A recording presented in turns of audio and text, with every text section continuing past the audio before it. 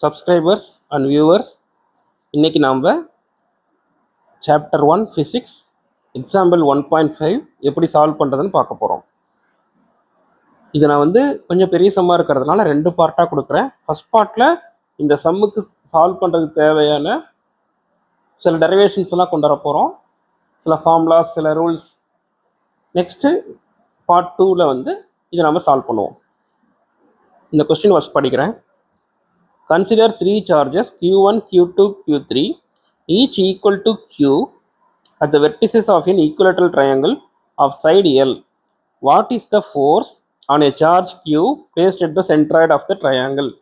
அதாவது 3 சார்ஜஸ் கொடுத்துருக்காங்க, Q1, Q2, Q3, எல்லாமே வேல்யூ ஈக்குவல் டு Q. இது எல்லாமே ஒரு ஈக்குவலேட்டரல் ட்ரையாங்கிளுடைய வெர்டிசஸில் வச்சுருக்காங்க. அந்த ஈக்குவலேட்டரல் ட்ரையாங்கிளுடைய சைடு L அப்படின்னா 3 சைடுமே ஈக்குவல், LLL. ஸோ அந்த ஈக்குவலேட்டரல் ட்ரையாங்கிளுடைய சென்ட்ராய்டில் இருக்கக்கூடிய சென்ட்ராய்டில் ஒரு கேபிட்டல் Q சார்ஜ் இருந்ததுன்னா அது மேலே இந்த 3 Qன்ற சார்ஜஸும் Q1, Q2, Q3ன்ற சார்ஜஸ் என்ன விதமான ஃபோர்ஸ் கொடுக்குது அப்படின்றத பார்க்க போகிறோம். ஃபர்ஸ்ட் ஒரு equilateral triangle Q1, Q2, Q3. இதில் சென்ட்ராய்டு இந்த இடத்த ஓன்னு சொல்கிறாங்க. சாரி, இந்த இடத்துல ஒரு Qன்ற சார்ஜை வைக்கிறாங்க. So force due to the charges Q1, Q2 and Q3 on the charge capital Q at the centroid. இதில் நமக்கு தெரிய வேண்டிய விஷயங்கள்லாம் என்னென்னு பார்த்தீங்கன்னா, ஃபஸ்ட்டு வெர்டெக்ஸ்னால் என்ன? 2 லைன் ஜாயின் பண்ணக்கூடிய இடம் தான் வெர்டெக்ஸ்.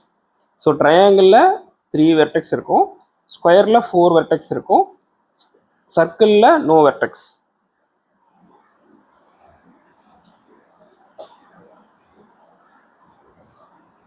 ஃபஸ்ட்டு சென்ட்ராய்டுனா என்ன அப்படின்னு பார்க்க போகிறோம். மீடியன் அப்படின்னா ஒரு லைன், செக்மெண்ட் கனெக்டிங்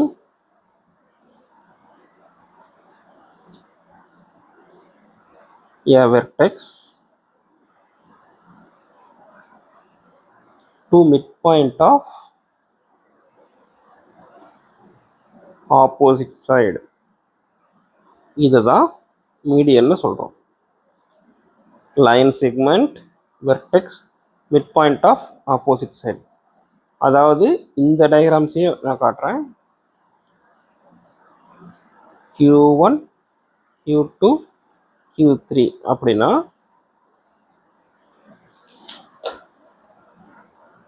இதை நாம் A, B, Cன்னு மார்க் பண்ணிக்கிறோம்.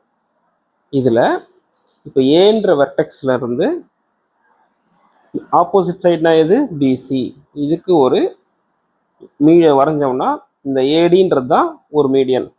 அதே மாதிரி பியிலேருந்து ஒரு மீடியன் வரையலாம், சியிலேருந்து ஒரு மீடியன் வரையலாம்.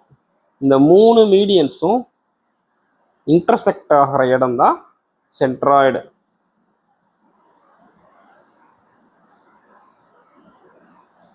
சென்ட்ராய்டுனா என்ன? பாயிண்ட் where 3 medians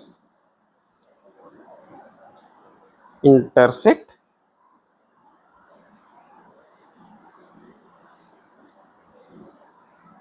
ஸோ இப்போ நமக்கு என்னென்ன தெரியும்? வெர்டெக்ஸ்னா என்ன, மீடியன்னா என்ன, சென்ட்ராய்டுனா என்னன்றது நமக்கு தெரியும். நெக்ஸ்ட்டு ஒரு ட்ரையாங்கிள்னு எடுத்துட்டோம்னா sum of all internal angles equal to 180 degree. So A, B, C. இதில் என்னென்ன ஆங்கிள்ஸ் இருக்கு? CAB. இது ஈக்குவேட்டரல் ட்ரையாங்கிள்ன்றதுனால CAB, ABC,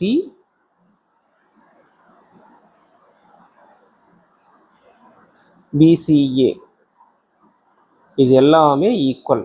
ஸோ மூணையுமே நம்ம கூட்டும்போது இது வந்து equal sum of all internal angles, அதாவது CAB plus ABC plus BCA equal to 180 டிகிரினா ஒவ்வொன்றும் 60 டிகிரி அப்படின்னு அர்த்தம். So equal to 60 degree. So இப்போ ஏபிசின்ற ட்ரையாங்கிளில் இது 60 டிகிரி, இது 60 டிகிரி, இது 60 டிகிரி. ஸோ இப்போ ஒரு மீடியன் இப்போ நம்ம இப்படி கனெக்ட் பண்ணுறோம் அப்படின்னா இந்த ஆங்கிள் நான் ஸ்ட்ரைட்டாக போடாம விட்டேன், ஆனால் ஸ்ட்ரைட்டாக போட்டோம்னா இந்த ஆங்கிள் வந்து 30 டிகிரி, இது ஒரு 30 டிகிரி. ஸோ ஆங்கிள் சிஏடியும் 30 டிகிரி. நெக்ஸ்ட்டு நம்ம மீடியன்ஸ் வந்து இப்படி மிட் பாயிண்ட் ஆப்போசிட் சைடு போடும்போது இது 90 டிகிரி. இது 90 டிகிரினா ரைட் ஆங்கிள் ட்ரையாங்கிளில் ஒரு ஃபார்முலா, இது 90 டிகிரினா இதுவும் தீட்டாவாக இருக்கலாம், இதுவும் தீட்டாவாக இருக்கலாம். ஆனால் நமக்கு தேவைப்படக்கூடிய லென்த் வந்து இது. ஏன்னா இதில் தான் நம்ம வந்து சார்ஜ் கியூவை சென்ட்ராய்டில் வச்சுருக்கோம். So ADC. ஸோ ஏடியோட லென்த் வேணும் அப்படின்னா நம்ம வந்து இதை தான் தீட்டாவாக எடுக்கணும். Cos theta equal to adjacent by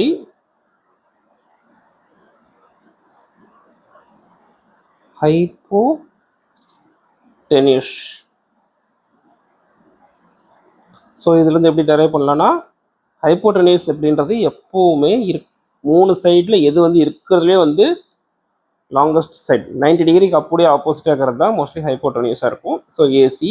adjacent வந்து பார்த்தீங்கன்னா அந்த தீட்டாக்கு பக்கத்தில் இருக்கக்கூடிய ஏடி. ஸோ ஏடியோடைய இது வந்து பார்த்தீங்கன்னா ஏசி இன்ட்டு காஸ் தீட்டா. நமக்கு தெரியும் ஏசி இன்ட்டு அந்த தீட்டாவுடைய வேல்யூ காஸ் 30 டிகிரி.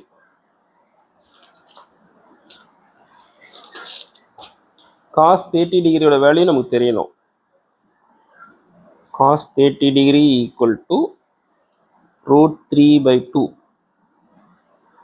அதே மாதிரி காஸ் 0னா 1, காஸ் 90னா 0, காஸ் 120னா -1/2.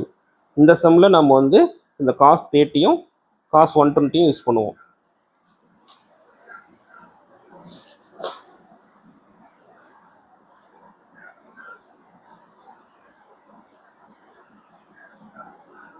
இந்த ட்ரையாங்கிளில் சென்ட்ராய்டில் கியூ வச்சோன்னா இந்த இடத்துல டி. இப்போ ஏலேருந்து கியூவுக்கு எவ்வளோ டிஸ்டன்ஸ் இருக்கும் அப்படின்னா இது ஈக்குவேட்டல் ட்ரையாங்கிள்ன்றதுனால 2/3 ஆஃப் ஏடி. இந்த கியூலேருந்து ஏடிக்குள்ளது வந்து 1/3. இது வந்து ஜென்ரல் ஃபார்முலா. ஸோ இப்போ நமக்கு வந்து ஏடி வந்து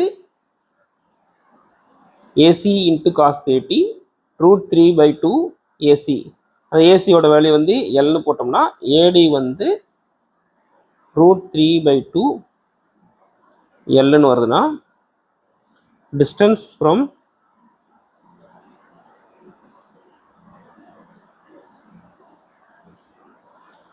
vertex A to centroid,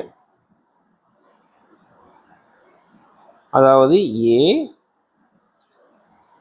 O equal to 2/3 into AD, 2/3 into √3/2 L. So இது கேன்சல் பண்ணால் L/√3. ஸோ இப்போ நமக்கு வந்து distance from vertex A to சென்ட்ராய்டில் ஓக்கு வந்து நமக்கு தெரியும். ஸோ L/√3 நமக்கு தெரியும்.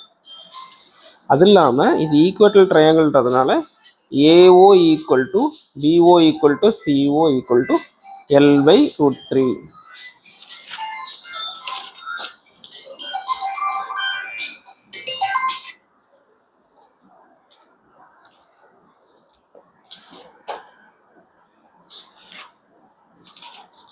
அடுத்து நமக்கு என்னென்ன ஃபார்முலாஸ்லாம் தெரியணும்னா, இப்போது பின்னு ஒரு வெக்டர் இருக்குது, கியூன்னு ஒரு வெக்டர் இருக்குது அப்படின்னா,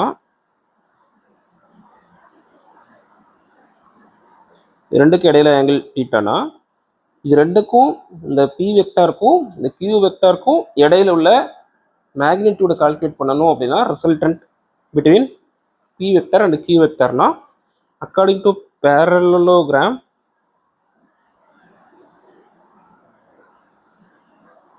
law of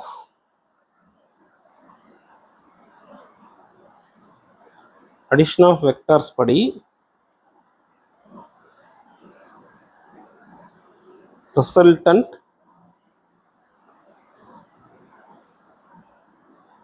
the magnitude equal to square root of p square plus q square plus 2 pq cos theta.